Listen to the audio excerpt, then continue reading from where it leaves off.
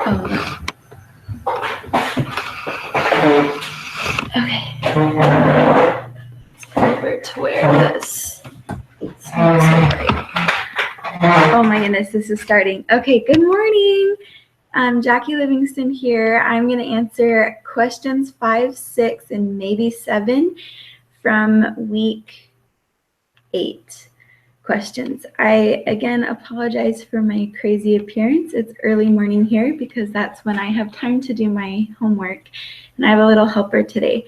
Okay, so question 5 says, how would you approach working with someone who is very different, even contradicting values from your own? I believe that everybody has reasons for what they believe in, and that when someone believes differently than we do, it's an opportunity to learn from them, to maybe understand where they're coming from. And as we do so, we can either maybe change some of our viewpoints or even become more strengthened and resolved in what we do believe. So essentially, I don't think we need to be concerned about working with people who are different from us, because our worth is not dependent upon always being absolutely right. It's really just an opportunity to learn more. And I've found that sometimes my viewpoints shift because of people who think differently than I do. And other times I'm just more set in stone about what I think is right. So that's what I say for that question. For question 6, it says, as you provide family life education, regardless of whether you are developing and teaching a workshop, do you foresee any potential ethical dilemmas arising? So I applied this to our blogging, and I can see readers maybe wanting more personal advice after reading our articles. They might email us or comment asking for advice that pertains to their specific situation.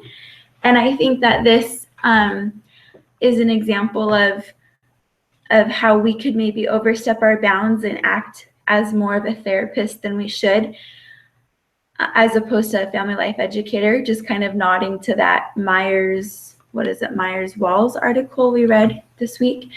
Anyways, so I think the ethical dilemma is that we may not know their personal situation, and when we don't have the credentials to act as a therapist. And so when people come to us with questions that they would maybe take to a therapist, instead of trying to answer them, we should refer them to a professional.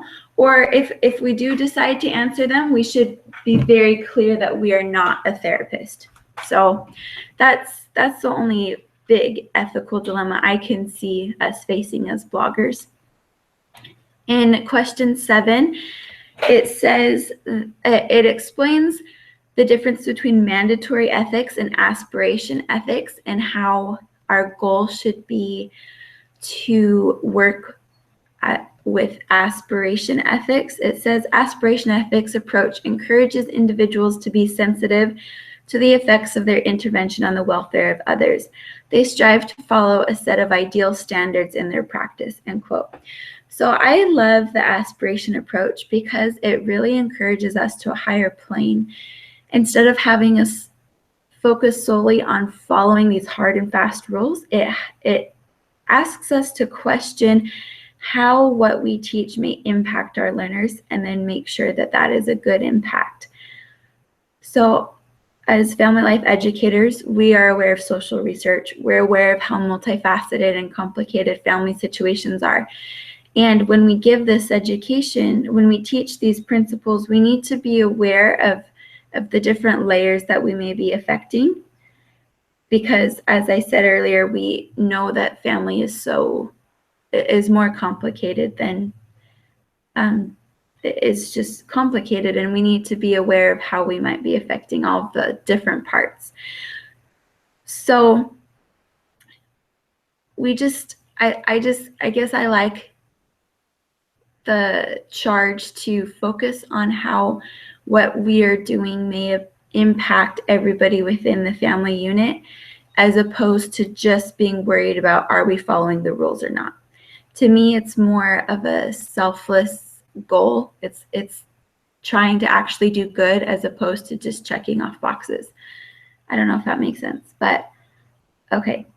So I think I have time to answer one more really quick. So it says that in question 8, the Code of Ethics for Family Life Educators integrates these approaches to ethics. What approach? So these approaches include virtue ethics. What are 3 specific virtues that you have that will help you as a family life educator? So I think that,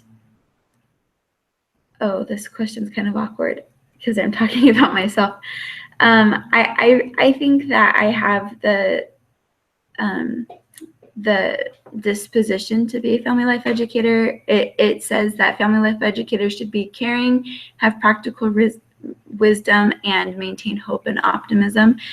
I believe I have all of those things, and I think that's kind of, those personality traits are what draw me to being a family life educator, or at least draw me to being interested in it. I don't know if that's what my forever calling in life will be, but I think that having those 3 traits is necessary to being a family life educator, because you need to care about other people, obviously, or else why else would you teach them about how to have happy families?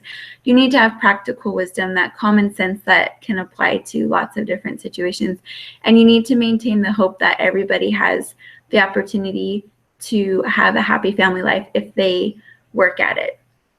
And I think that I have those traits, and so I can use them as I seek to teach people. And I hope that those traits come across in my articles.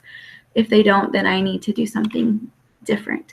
But anyways, those are my answers to some questions, and hopefully this didn't go too long. Thanks for putting up with my crazy hair and clothes and my crazy life. And anyways, okay, bye.